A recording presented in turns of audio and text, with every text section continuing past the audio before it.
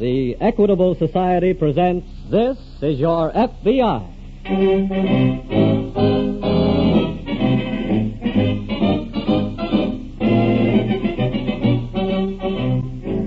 This is Your F.B.I., an official broadcast from the files of the Federal Bureau of Investigation, presented as a public service by the Equitable Life Assurance Society of the United States and the Equitable Society's representative in your community. Midway through tonight's program, we shall have the special pleasure of bringing you once again one of America's best-loved businessmen, Thomas I. Parkinson, president of the Equitable Society.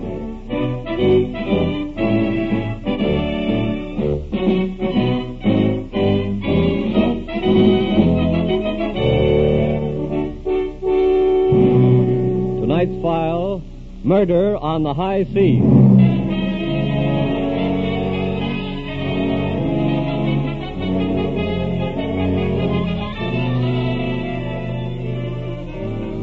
The international thief, whose criminal activities were curtailed by wartime restrictions on ocean travel, is now at work again along the ship lanes of the world.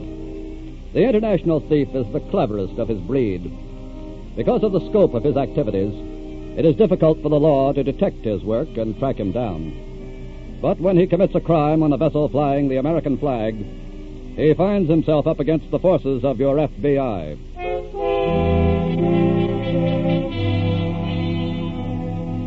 It is 9:30, and the small American freighter Edna May out of Maracaibo continues steadily on its northward course toward New Orleans. In his cabin under the bridge, Captain Peterson has been dinner host to two of the ship's passengers, Dr. Myler and his secretary.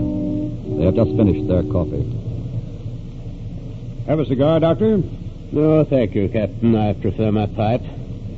Well, it's been a delicious dinner. Do you agree, Karen? Well, with two such charming companions, I must say I hardly noticed the food. Now you can see, Captain, why I engaged her as my secretary. Indeed I can. Beg your pardon, Captain. Yes, Mr. Ramey? Glass has fallen, sir. Looks like it's making up in the northwest. Secure everything. I'll be along. Right, sir. Well, I'm afraid, folks, it's going to get a little rough. Oh, then we better make for our cabins while we can still stand up. Good night, Captain, and thanks for your hospitality. Yes, it's been charming. This was my pleasure. Good night, Captain. Good night. Karen, give me your hand. Mm-hmm. A very entertaining man. Yes, he's delightful. We go around the radio shack here. Very well. Oh, wait a minute. What is it? My bag, I've left it in the captain's cab. Oh, I'll get it for you, my dear. You're going ahead to your cabin. I'm awfully sorry. Oh, nonsense. It's getting rough. I'll be careful. I will. Who are you? I say, who are you and why are you standing...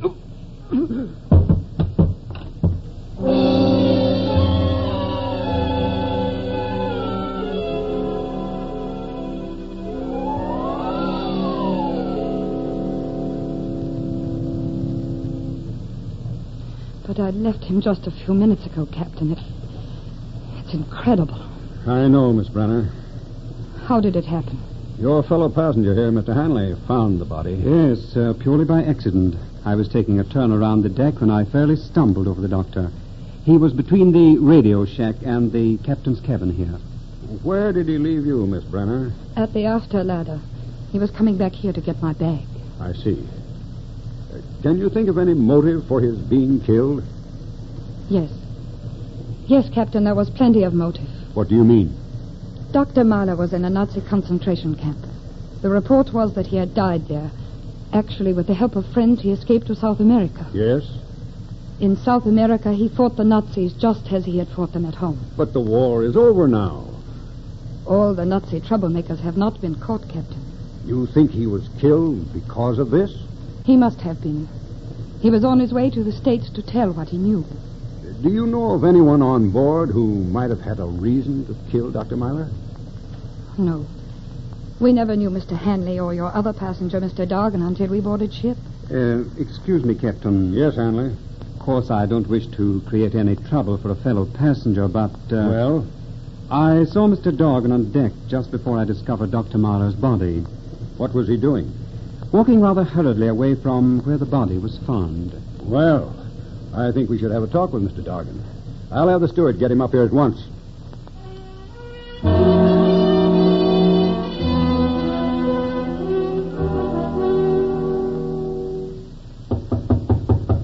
Come in.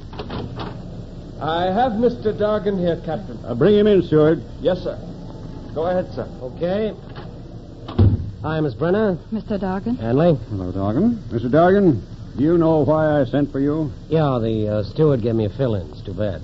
I'm trying to check on everyone's activities. Can you tell me what you've been doing for the past hour? Yeah, I was in my cabin most of the time. Were you on deck at all? For a while. Why? Mr. Hanley here discovered the body. It was between my cabin and the radio shack. Yeah? He told me that just before this discovery, he saw you on deck. So what? You were walking away from where the body was found. If it was near the radio shack, he was right. I was in there sending a message. You can check that with your operator. I will. Who was with Hanley when the body was found? I was alone. Why? Maybe somebody ought to check up on you. Now, see I here. believe you're in the mining business, Mr. Dargan. That's right. Have you ever had any dealings with the Nazis in South America? Are you kidding? We just fought a war with them, remember? Captain, I wonder if I might go to my cabin. Oh, yes. Go ahead, Miss Brenner. I'm going to question these men a bit further and then radio a report to the federal authorities. Steward. Yes, sir? Take Miss Brenner below. Yes, sir. Good night, everyone. Good night, Good night, Miss Miss Brenner. Brenner. Good night. Go ahead, miss. Thank you, Stuart. This way, miss. Never mind the act, you fool. What do you mean? You bungled the job. What are you talking about? Why didn't you throw the body overboard? I never had the chance. Why? Somebody beat us to the job.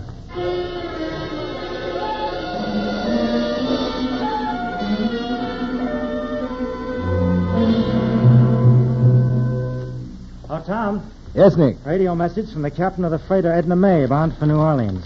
There's been a murder on board. Oh? A Dr. Heinrich Meiler escaped to South America 2 years ago from a German concentration camp. Oh. He was accompanied by his secretary, Karen Brenner. Oh, and seems both originally from Vienna. Radio the captain to send us a list of his passengers right away and all details he has on them. What about the crew? Well, there's a possibility he took on a hand or two at Maracaibo we can't check on at this end. Get that information, too. Right. Meantime, we'll go to work on Meiler and Brenner.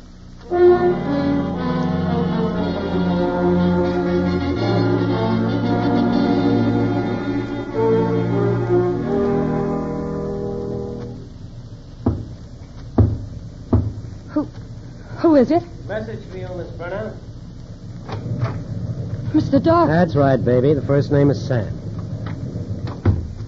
What's the meaning of this? I guess you might call it a business call. I don't know what you're talking about, but please leave. Look, baby, I just came here. Please, I don't feel well. I'm terribly upset. Over the doctor? Yes. Now get out of here. I told you this was a business call. The business is why the doc died. What do you mean? Well, it's kind of a long story, but if I were you, I'd listen, baby. Well? When the Nazis invaded France, they helped themselves to a lot of things that didn't belong to them. When they left France, some of those things weren't returned. Yes? One of these light-fingered Nazis was a guy named Karl von Ritter. His touch was paintings stolen from a gallery in Paris. Look, I am not interested Just listen. This von Ritter guy took these paintings to South America with the idea that eventually he'd bring them to the States and make a nice score. Only he didn't quite make it. You know why, don't you? You know that the doc was really Karl von Ritter. That's not Oh, true. now look, baby, I did a lot of research on this. It's a lie, I tell you. Suppose we let the captain decide that. Come on, let's tell him the story. Wait a minute. Okay. What do you want? Now you're talking, sweetheart. Where are the paintings? I don't know. Now, wait a minute. I swear I Look, don't. you were working this thing with him, weren't you? Weren't you?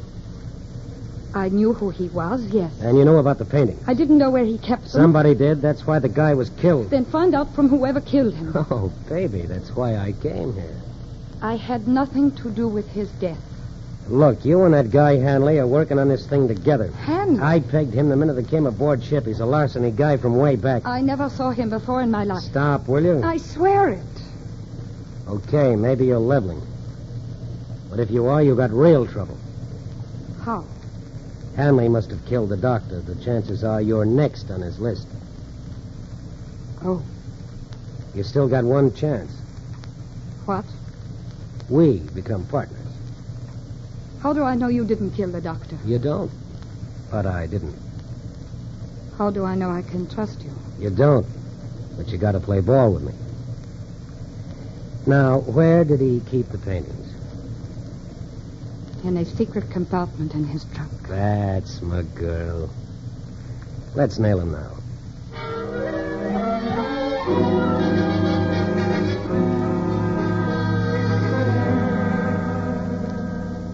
Here's the Edna May's passenger list, Tom. Just came in. Good. There are only 4 passengers aboard. I see. Did you get a call back on Myler and Miss Brenner yet? Not yet, Nick. They're still checking. Mm-hmm. Captain Peterson took on 2 hands at Maracaibo. Yes, I see. An oiler and a steward. Shall I start a check on them, Tom? Yes, and on these passengers, too. Grady speaking. All right. Definitely, huh? What about Brenner? Uh-huh. All right, send over the files on them, please, and thanks. Well, Dr. Heinrich Myler died 2 years ago in a concentration camp. Then who was the murdered man? We've got to find that out. Tom, what about Miss Brenner? Been in South America 4 years, suspected of having worked with Nazi agents, but nothing was ever proved. You think she could have killed the man? We can't think anything yet, Nick, until we get the answers to an awful lot of questions. When is the ship due at New Orleans? Sometime tomorrow, if the storm she's in now doesn't delay her too much. Well, we got some fast work to do. We can make that 8 o'clock plane for New Orleans. Radio the captain. We'll board the ship when she drops anchor in midstream for inspection. All right. Meanwhile, we've got to find out who Dr. Myler really is.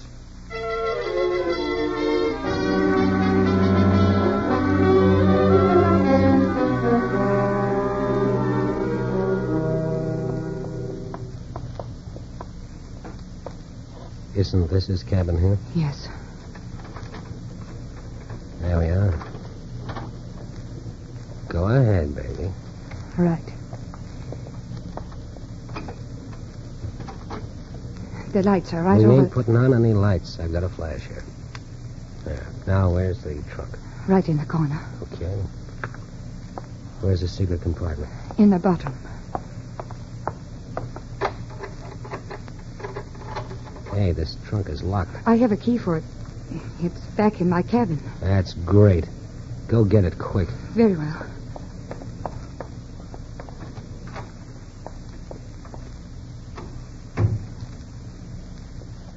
Who's that?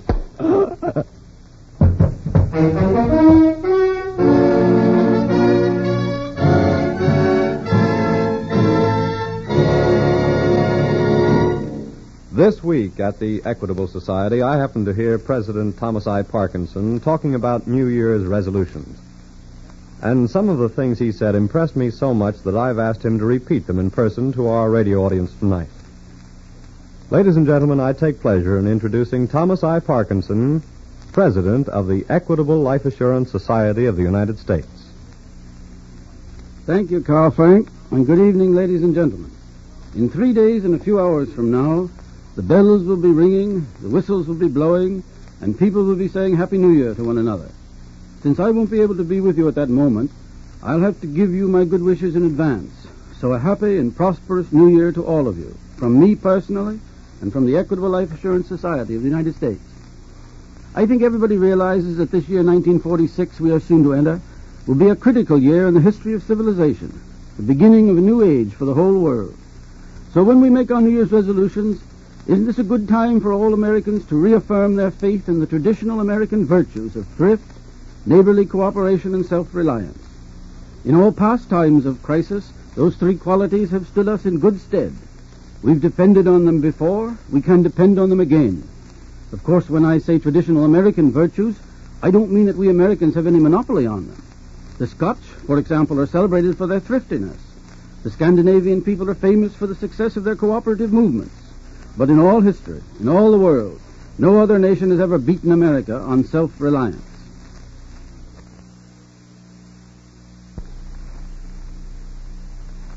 I believe that this is a matter of inheritance. After all, every citizen of this country, if he goes back far enough, is descended from emigrants. And that's something to be proud of.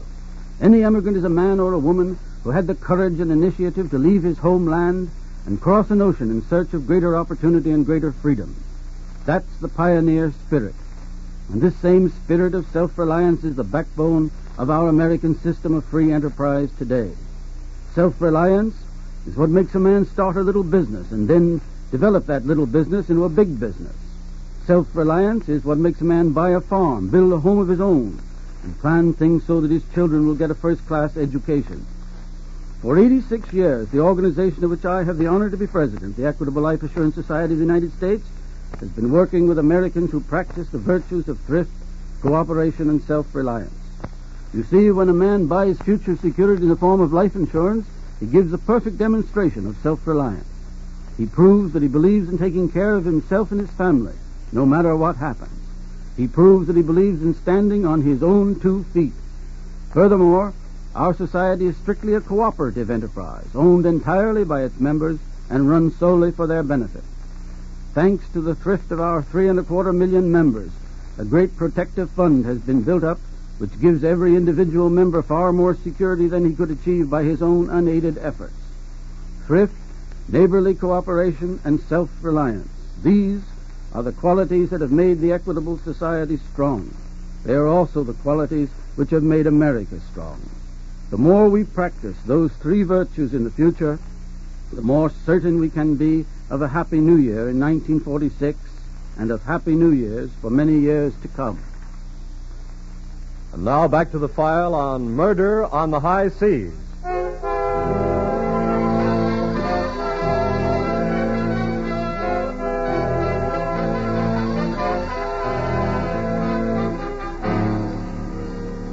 Many unusual methods have been employed by your FBI in the solution of crimes. Tonight's file is an example of this. A murder is committed on the high seas. FBI agents have neither seen the corpse nor interviewed the suspects. Nevertheless, they are already gathering facts, building evidence that will ultimately lead to the apprehension of the killer. The killer is still at large, however, and aboard the freighter Edna May in a cabin below deck, Sam Dargan, victim of an unknown assailant, lies unconscious on the floor. Dargan. Mr. Dargan. Mr. Dargan, what's wrong? What happened? Oh, my head. What happened to you? Somebody slugged me. Who? I don't know. I was... Wait a minute. Yes? Did you really leave this room? But of course. Why? I heard the door close, but I might have stayed here. I didn't look around. Look, here's the trunk key. I went to my stateroom. Put on those lights. I did when I heard you Turn them moaning. off. Look, Where? the trunk, it's been opened. Hey, what is this? It's been rifled. The secret compartment is open. The paintings are gone. Hanley. What? This is Hanley's work, baby. You mean he has the paintings? Sure. But he ain't gonna have them for long.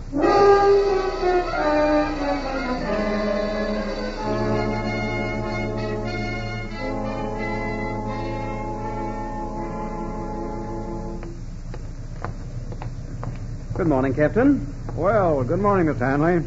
May I fall in with you? Of course. You're up and about rather early, aren't you? Oh, yes, I'm always an early riser at sea. You sleep well? Yes, like a topstone. Anything new on the killing? No. I'm just waiting now to turn it over to the F.B.I. Good morning, Captain. Well, Mr. Dargan, Miss Brenner. Good morning, Captain. Looks like a lot of early risers this morning. Yeah. Good heavens, Dargan. What? Your head, the bandits, what happened? I took a pretty good wallop last night, Hanley. Oh, how was that? I got a little restless and took a walk. And just as I came to Dr. Myler's cabin... Yes? That's where it happened. What do you mean? Oh, the ship did a half roll, Captain. I banged my head on a brass fitting. Oh. Well, that's too bad, old man. Yes. What time are we due at New Orleans, Captain? We ought to drop hook in about an hour. Good. Well, shall we continue our stroll, sir? Very well. Will you join us, folks? No, thank you. See you later, then. Cheerio. I was watching Hanley's face when you told the story. He's the one, all right. Sure. We arrive in an hour. What are you going to do? You make sure that he stays on deck. I'm going down now and case out his cabin.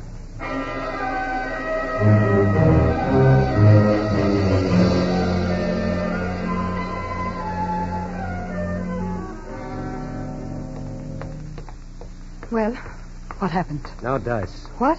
I went through everything in Hanley's cabin. The paintings aren't there. What do we do? Where is Hanley? Up forward there.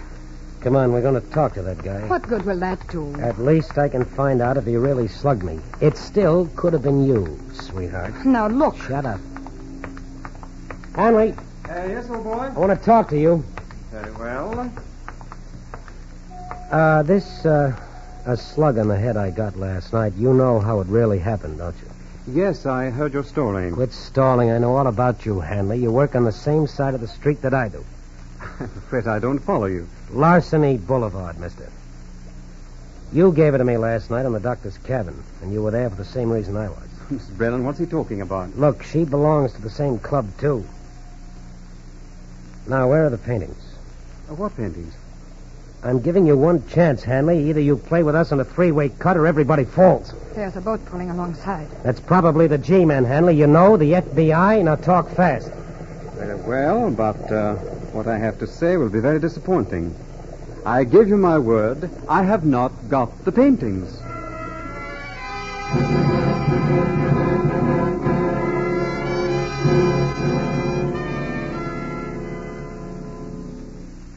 Captain, I think you should know some of the facts we've already assembled on this case. You mean you have something just from that list of names I sent you, Mr. Grady? Yes. Dr. Myler's real name was Karl von Ritter. He was a Nazi who fled to South America. I understand he had in his possession some very valuable paintings. Stolen, I suppose. Yes. We can assume that he had them with him aboard ship here, that he hoped to dispose of them in the States. Yes? Oh, come in, Mr. Jackson. Thanks, Captain. How'd you make out, Nick? I searched Von Ritter's cabin. And? I found a trunk that had been forced open. Mm-hmm. There was a secret compartment in the bottom. It was empty. Yeah. Paintings were probably in that trunk. They must have been found. There's no trace of them anywhere else. That Brenner girl sounds like the logical suspect, gentlemen. Could have been either of your passengers, too, Captain. Hanley or Dargan? Yes, we're waiting for information on them now. It also could have been that steward you took on at Maracaibo. What? In fact, he's the first man we'd like to talk to, if you'd be good enough to send for him, Captain. Surely.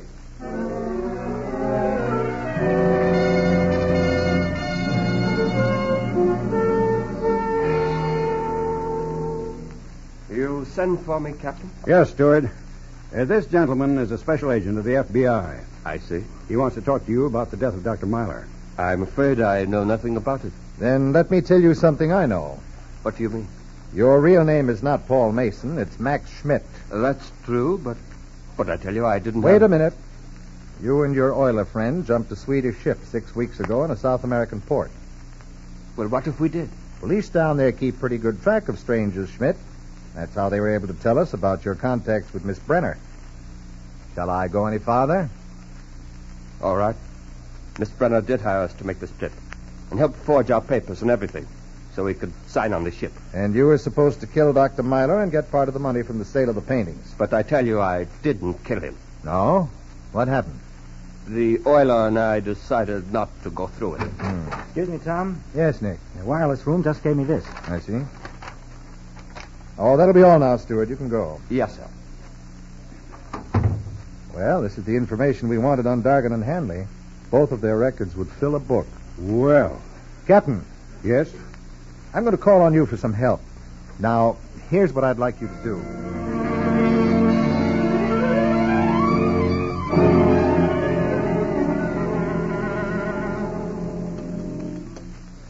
Well, Captain, it's very gracious of you to tender us a farewell dinner. This was by request, Mr. Hanley. Really? Whose request? The special agents of the FBI. What was their point? Well, for one thing, Mr. Dargan, they wanted to be sure they'd know where you all were. Steward, Yes, Smith? some more coffee, please. Surely. They also wanted to acquaint you with a few facts, Like what? like who murdered Dr. Myler. They have learned who the killer is, Captain. They have plenty of suspects. For instance, All of you know that Dr. Myler was really Karl von Ritter. He was attempting to smuggle some valuable paintings into the States. And how could we know that, Captain? Well, for one thing, Mr. Hanley, You dropped your initial cigarette case in Von Ritter's cabin last night while you were rifling it for the paintings. The cigarette case doesn't prove that. The lump on Mr. Dargan's head does. What? There was no blood on the brass fittings outside of Von Ritter's cabin, Mr. Dargan, where you might have bumped your head. But there was some on the floor inside the cabin. That doesn't make me the killer, Captain. I'd say whoever has the paintings committed the murder. The paintings have been found. What? Where? In one of the crew's quarters. All right. Stay where you are, all of you. Put down that gun, Stewart. Huh? Oh! Take care of him, will you, Nick? Right. He is the killer? Yes. He told us all about his deal with you, Miss Brenner. We figured if he'd do that, he'd also double-cross you. That's why we searched his quarters. Now, Captain, you may proceed if you wish to dock the Edna May.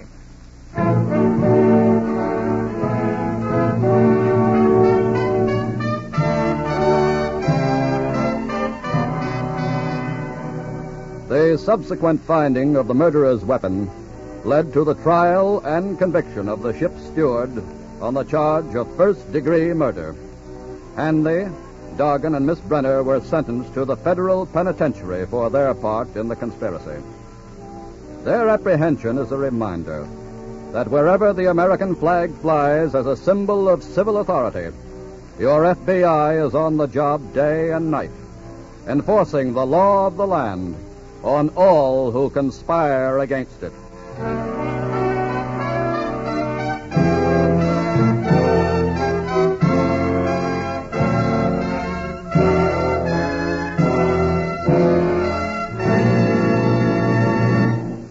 Before you hear about next week's thrilling case from the files of your FBI, may the Equitable Society again wish you a happy and prosperous New Year. Just as you look to the FBI for national security, you look to the Equitable Society for the financial security of life insurance. In the same spirit in which it has lived through 86 years, the Equitable Life Assurance Society of the United States shall, throughout 1946 and the years to come, continue, like your FBI, to be dedicated to the security of you, your home, and your country.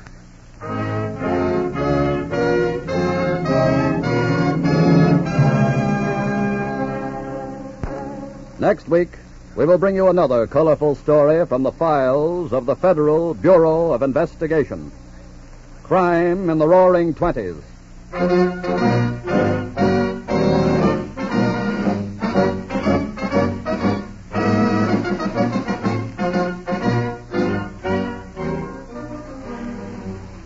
The incidents used in tonight's Equitable Society's broadcast are taken from the files of the Federal Bureau of Investigation.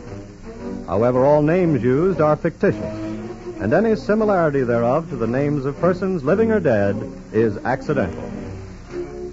Tonight, the music was under the direction of Frederick Steiner, the author was Frank Ferries, and your narrator was Dean Carlton.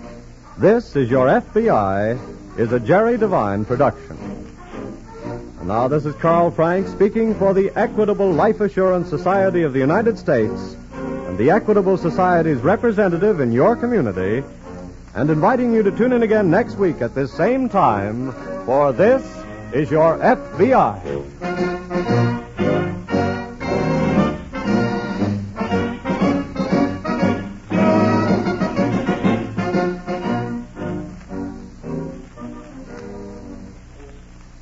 This is ABC, the American Broadcasting Company.